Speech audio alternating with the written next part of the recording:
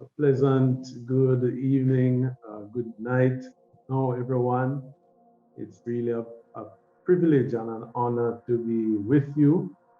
God is so good, and I'm blessed by all that has gone on before, and we certainly thank Mr. Jermaine Johnson and the others who have been working feverishly to have this occasion, have this event aired and shared with all of us this evening. Yes, I really want to say special welcome to all my brothers, male educators who have joined us. And indeed, it's a blessing. We even have a principal from Haiti with us, and we give God praise for that. Yes, the voice of the mentors in education. Wow. All of us can recall the importance of having these kinds of mentors in our lives that have strengthened us, that have encouraged us, that have just been a blessing in our lives. For the voice of a mentor in education to have a real impact, however, it has to issue out from God Himself, who is the source of love. One of the speakers before mentioned the importance of love. It has to be soaked with the inspiration of the Almighty. Your voice has to be soaked with the inspiration of the Almighty, and that comes from spending time with God, the eternal Father, our eternal Father. For every Christian educator, God is our eternal Father, not just our God. So we have to love enough to care, to both be an example of and communicate the principles of a better and more enduring, virtuous and long-lasting way of life, way of seeing things, way of interpreting our experiences. It has to be something more than they are often exposed to, the persons that we teach and we mentor. And you know, if they are not exposed to it, they can't even conceptualize what we're talking about. That's why it's so important that we be an example of it, that we model it. And to this, I agree with the one of the philosophers in education, Mr. Bandura. He stressed that most human behavior is learned through observation, imitation, and modeling. And in this time of social media, we can certainly see that. And we know children don't too much do what we say so much, like what they watch what we do. And then we wonder, how did the child turn out this way? And we've been telling them all the right things, but if we're doing the wrong things, they are not going to follow what we say, but what we do. Neither is this only the state of the young and immature and experienced, as we talk about those who we are mentoring. They are having challenges, but it's not just the young and immature and inexperienced that have these challenges. Many of our adult students have been beaten up, battered, callous, and hardened by life. Having been through it all, they are sure that they must already know it all. You and I are simply seen as their means to getting that paper, that certificate. What can you teach them that they don't know already? You know, that's what they are saying. Chancing to show and call them to another way of living sets us up to be the target of criticism and even attack. We talk about biting the hands of them, those that we feed, or hands being bitten as we try to help persons.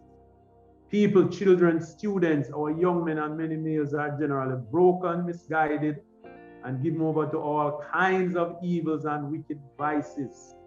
They need us.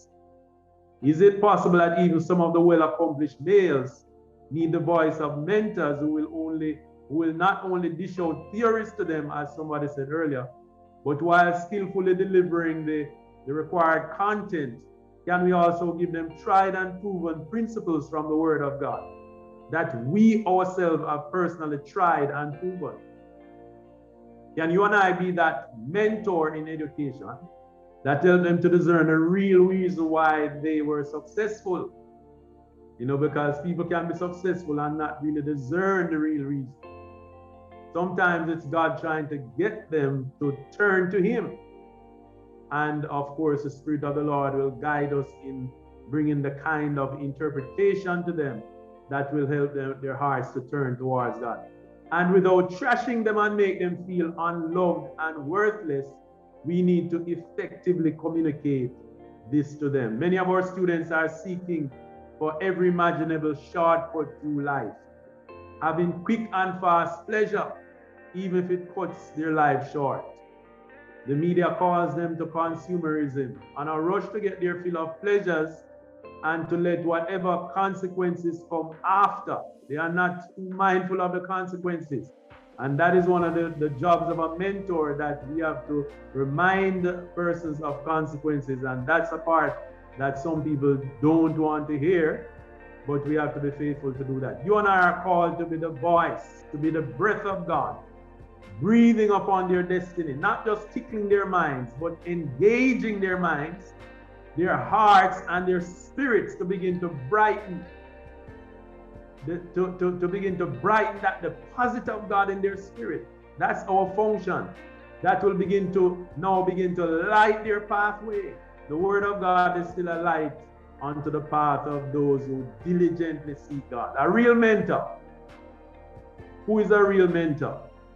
A real mentor is one who has first diligently sought, found, experienced, seen, and walked in the light of God's eternal word and purpose themselves or himself, and the love of God that he has personally experienced constrains him to discipline himself to stay in the boundary of the written word of God at whatever cost to himself.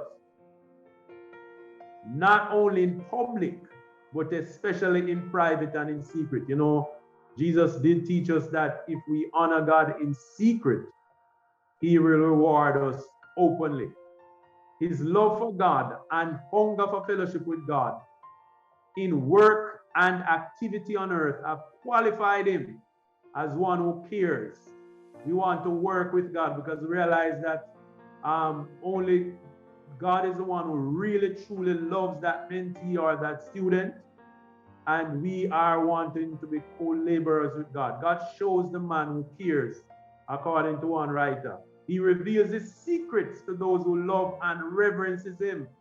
Such a mentor hears from God and receives the needed specifics to really help persons, and also how to multiply other co-workers with God on the planet, so that we can have an army of mentors that are guiding people. He's never satisfied with just the surface truths and content that arise from theories and philosophies.